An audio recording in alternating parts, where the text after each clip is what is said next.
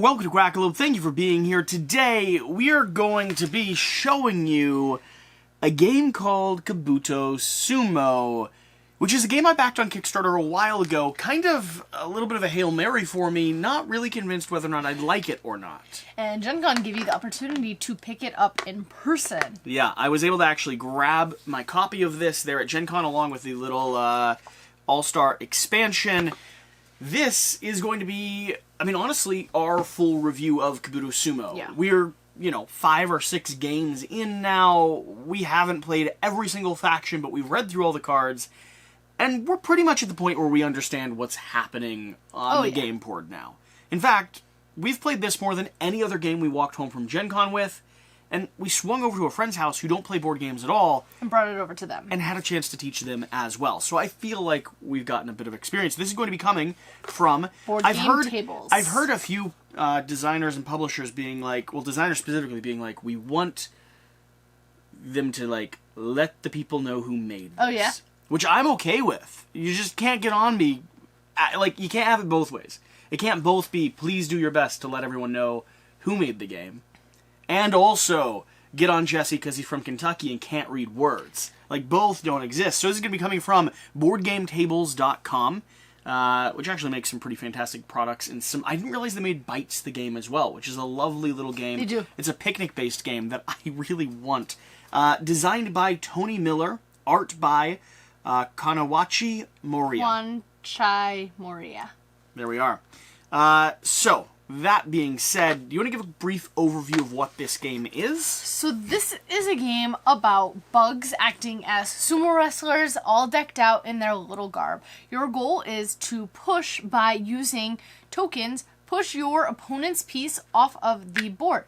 You slide it onto the board with the little ramp. You have to push it in a straight line, and as soon as it enters the clearing, then you have to stop pushing. Any pieces that you knock off intentionally go to your stockpile. Your would stockpile. Be the word. Collection, reservoir. I mean, Thank there's you. 50 words you could have used there. To your blank. And those are the pieces that you'll continue using. Additionally, we each have an asymmetric beetle type faction that we are going to have a special piece that comes with that faction. For instance, and a special move. The Composter, a giant centipede with a term mercade. The centipede has 22 pairs of legs and 2 sharp venom claws on its head known as forciples. It will attempt to eat any animal smaller than itself. Or Mother Superior, the praying mantis, an ambush predator that uses its long forelegs to grab hold of prey. They not only eat other insects, but also small vertebrates, like lizards, fish, and small birds. So a collection of asymmetric player powers. Not only that, but asymmetric pieces, which are probably the coolest part of it, combined with a bit of flavor text and mechanics for how to utilize them in the game state. And you can always change up, and if you're playing a 4-player team-based game, you'll be able to run with a whole set of factions. Yeah. Okay, what else? I covered it. You didn't cover how you win. You win by knocking the other person's piece off, or depriving them of pieces, which seems to be a problem for you. In most of the games we played head-to-head, you could not keep track of pieces. So let's start swinging into our thoughts around this title. First off, what was your first impressions of this? I backed this on Kickstarter, which means at some point... You read through it and knew what it was about? At some point I was intrigued enough by what they were doing that I thought it would be a game worth trying. I gotta be honest, I backed it as one of those games that I was interested in, but didn't know if I'd actually end up liking, because it's a coin-operated slot machine. Yeah. I mean, that's what you're doing. It's a dexterity game. The mechanic is pushing. Yes. And seeing how that ripple effect interacts with the board. I loved the artwork. I liked the name quite a lot. I liked the premise of it, but I wasn't sure if I'd like the gameplay. So I thought initially when you told me about it and when I saw it at Gen Con, I thought it was going to be a little too simplistic for me. I thought I wouldn't have a good time.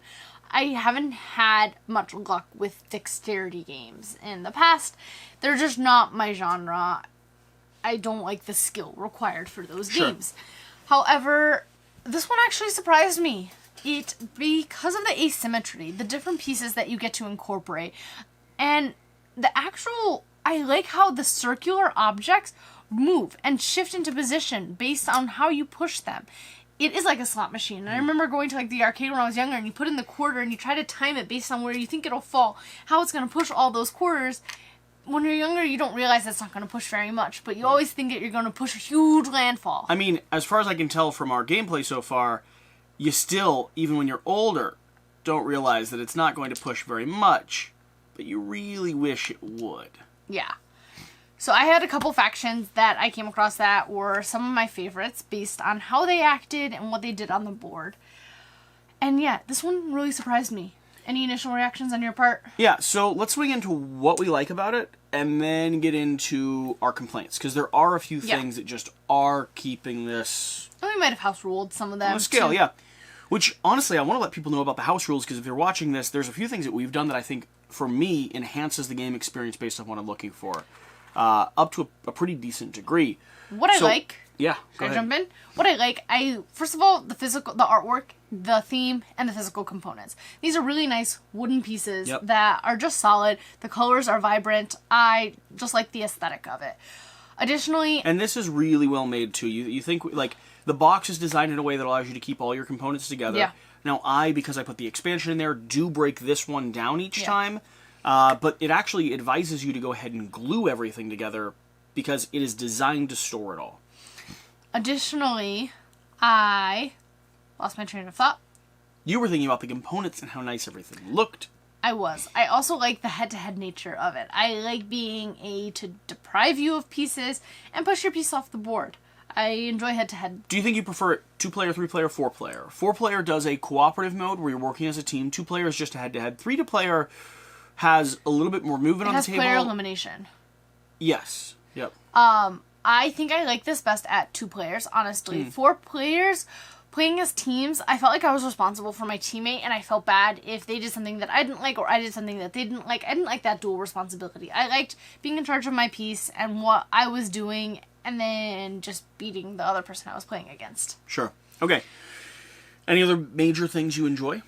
I talked about like the different pieces, the asymmetry involved, the different factions really make it cool. You never know what you're up against until it actually comes into play. You don't know how frequent that power is going to come and make a difference to your wrestler. That's going to be the big thing for me. So I like you said, the tactical nature of this. I like the physicality of it. It's a different experience of a dexterity game, which I always think is interesting because it's not competing with anything else that I'm fully aware of. You have a lot of those ones where you like set up and you're flicking, but that just doesn't would demolish the work game. here, as No. you see. Instead, it's this slow, gentle, paced game where you're very, very carefully moving pieces onto the board. And that you don't really get in a dexterity environment. You still have the consequences of your actions, but it's not as chaotic and stressful as you might get. I also really like the player powers and abilities. Now, I don't like all of them. We picked out some of our favorites to go through. Some of them do things like allow you to add tokens onto the board, swap out your meeple with another one, add tokens onto the board that if they get knocked off or if they fall off... You were playing with this one that allows you to just have something within your maw. Anything within your maw gets knocked out. You can get it and add it to your tableau. So there's different things that give you a lot of different abilities. I like a lot of them. Some of them I just don't think you utilize very often. And some of them I wish I was able to interact with a lot more. Like, I kind of want to run as 3 characters at the same time and be able to use all 3 different components or pieces. Yeah. Interesting if we could... But another thing that I really, really like is I like how, as you play the game, you start becoming aware of just how essential things like the little crevice in the wings are, or the corners, or the hooks. the butt. Or the shapes. That's where the back of the wings close in. Don't you know what beetles look like? No. Okay. Yeah, that's where the back of the wings close in. Okay. What all these different shapes and items do. Yeah. Like this one here. If I hook it just right, I can kind of... No, that didn't work. Try the pink one over there. But if I hook these just right, you think for a second that you can leverage and push very carefully and control how it moves. Yeah. That is so cool. And was such a cool thing to figure out. Like, the head of each one of our insects has this little push pin that will keep something perfectly balanced in it that will hopefully allow you to push something off the board or give you way more control over these things that are circles that just start sliding and shifting based on their weight. The pieces are intentional. And something I don't think we've really utilized is the concept of adding discs on top. Well, that is going to do something that I just realized I hadn't really thought about. That's now heavier. Meaning, anything going to push up against it doesn't want to push it. All the things will push past it. It the wants weight to slide to the distribution side. will be different. Which means you could actually create a barrier around yourself. That's heavier to move. That's harder to push off the table. We have not... There's some cool things. There's some cool depth when it comes to the puzzle that you're solving here that we're still trying to figure out. So, but I think that about has it for the stuff that I really like. You just start going through things that maybe didn't hit quite right for us? So the things that kind of didn't hit right for me, the length of the game. For the experience that it offers and for what you're doing with the pieces... The box promises me 15 to 20 minutes. So either we were very careful and intentional and slow, or it just dragged on a little bit too long and we were just too good at the game. In our first 4 games, we did not have a victory that came from a beetle falling off the table. Yeah. We instead had victories that came from your pieces being exhausted. And we were trying to knock the other player off the table. It wasn't like we were being careful and safe the entire time. It's just... it shifts so slow and so steady and so consistently. And once you use your piece, unless it falls back off, you don't have re-access to it. And so your most powerful pieces, the biggest pieces you have, the pieces that could shove someone off the board, you don't get them again, right? And so the board is always sort of this ebb and flow, but it's always a push and pull between us and never off the edge. Yeah, I wanted to see a lot more beetles falling off instead of just being deprived of pieces. Another thing that sometimes frustrated me was when you thought you not when you thought you for sure were going to get a piece, but when you had pieces balanced precariously and you took away the board or something, and they fell accidentally, no one gets those accidental pieces, they just come out, which decreases the amount of pieces that are involved in the game. It does. There's very few factions that actually add more pieces to the table other than their own special piece. And if something accidentally falls, like let's say this is perfectly positioned, not so it hasn't fallen, but when you move this it will. Yeah. You're in a position where that just goes, which means the tightness of the board. And the surface area just, if you have less things occupying it, becomes you have less tense. things to push, less things to shift. Yeah, I'd agree with that. I'd like a way to sum up or keep on adding in tokens. Like the pieces that accidentally fell off got added out in stacks or something. It'd be interesting, but your opponent got to pick where it went. Right.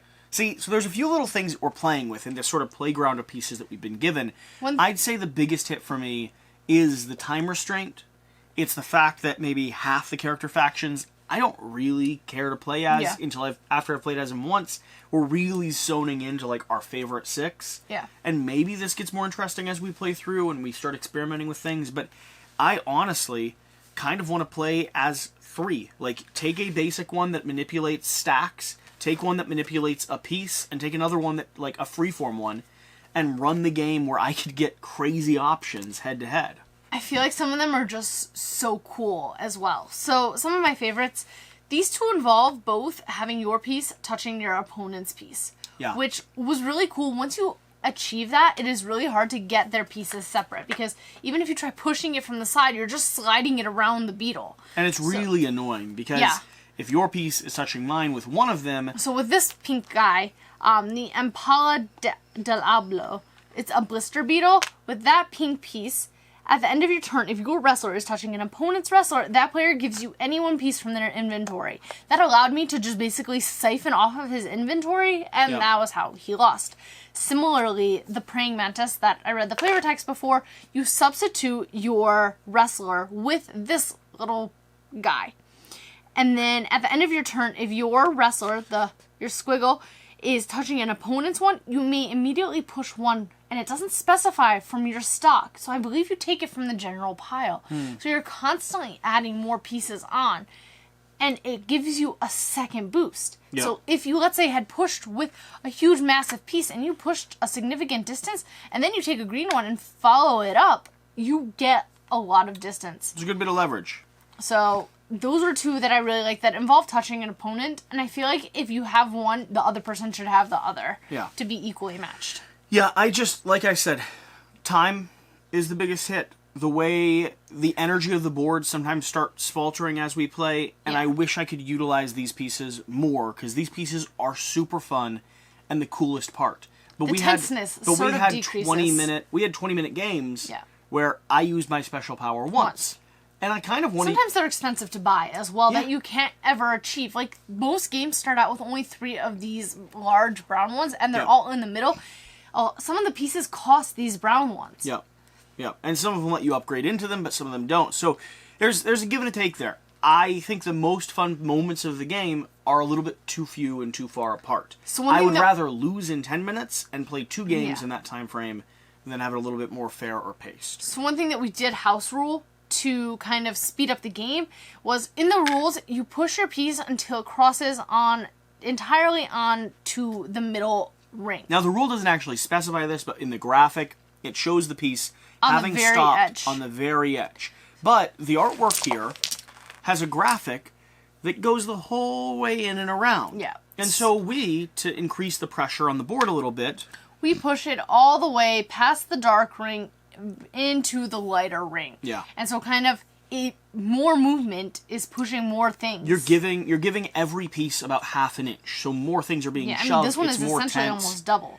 And that was the one round where we actually had a victory based off of a beetle falling. A beetle falling. And I think we had the most fun that I think it was more fun. I think it was more dynamic. Yeah, I'd agree. So that's a house rule that we've done, and I think it's a simple one, and in my opinion, I think it greatly enhances my experience with the game.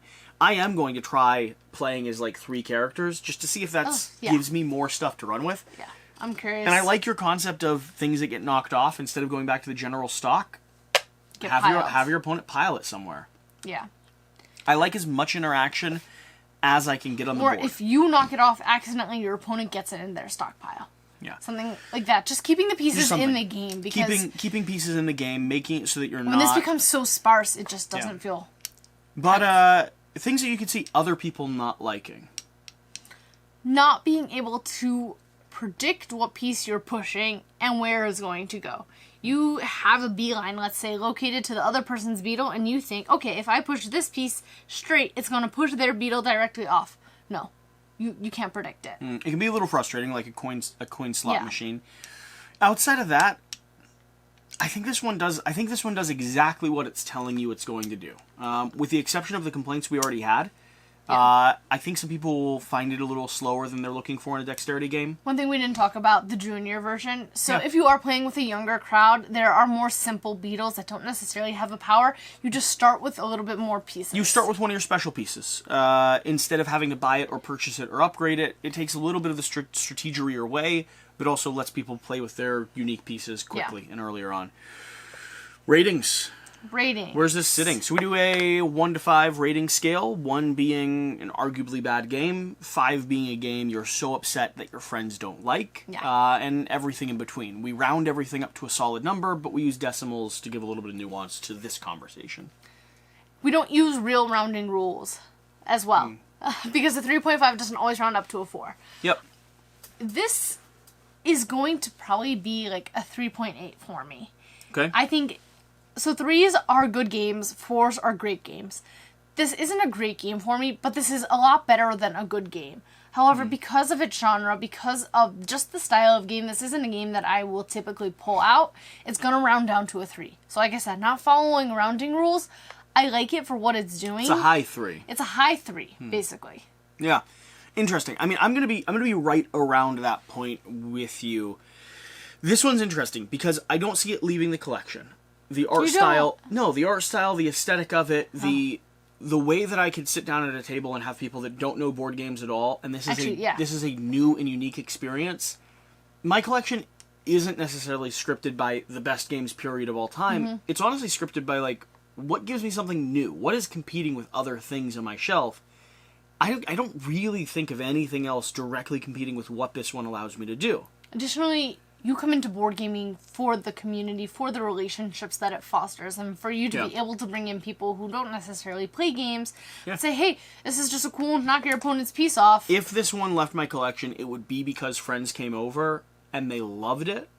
And wanted to take it And on. I told them to walk out the door with it. Yeah. Not because I'm necessarily tied to the game, but because if that's how they found the hobby, I would be happy to let this game go to them. I'm going to have this probably at like a 3.2, 3.3. It's rounding down to a solid 3, right where you are. It isn't the best game ever. It's not wild and fun and ecstatic, and because we had to house rule things to bring it up to that higher level, I honestly think I'd probably be closer to that 4 range. Are you rating it based on the house rule version or based on the original? I'm rating it based off of what the game is. So I rated it based on the house rule version, Sure. where I had a lot more fun. So I would scale it up based on what we've changed to play it with. But that isn't the game that people will get out of the box, unless, of course, they watch this video or the publisher likes what we say. I don't know that what we're looking for is exactly what the publisher was trying to do. So that's where it's going to sit. It's going to sit right at a solid 3. It's not the best game of all time, but it's also not leaving my collection until a friend or a fan comes over and tells me they love it. And I'll know they're going to go home and they're going to be bringing a level 5 or a level 4 game, because it has the capacity to be that for people. I also think kids will have a lot of fun with this. So do I. I'm excited to play with some younger friends. Yeah, absolutely. Maybe Alex's squad? Maybe. If they don't throw the pieces at each other. That's fair. They don't throw pieces at each other, do they? They're pretty good. They're half decent. Better than their father by far. Whatever the case, whatever you do, thank you for watching. Thank you for being here. Did you back this game? Have you played this game? We'd love to know your opinions. And with that, we'll see you next time. Thank you.